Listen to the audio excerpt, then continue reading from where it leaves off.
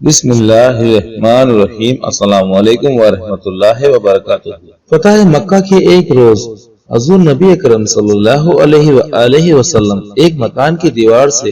ٹیک لگائے اپنے کسی غلام کے ساتھ گفتگو فرما رہے تھے، اور وہ مکان ایک کافرہ عورت کا تھا۔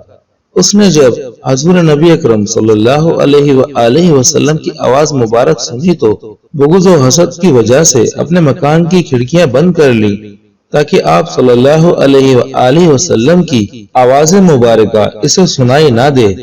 ادھر حضرت جبریل علیہ السلام بارگاہ مصطفیٰ صلی اللہ علیہ وآلہ وسلم میں حاضر ہوئے اور عرض کیا،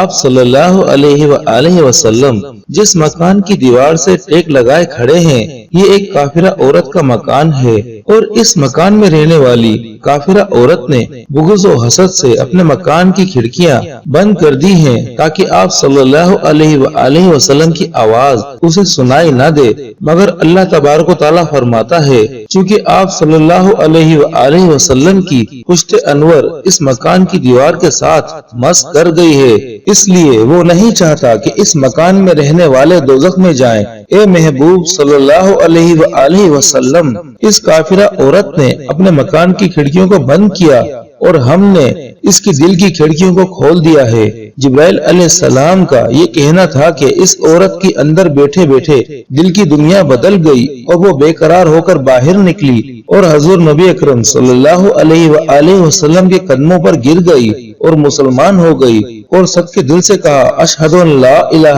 الا اللہ واشہد ان محمد رسول اللہ۔ جدھر جدھر بھی گئے وہ کرم ہی کرتے گئے، کسی نے مانگا نہ مانگا وہ جھولیاں بھرتے گئے۔ سبحان اللہ۔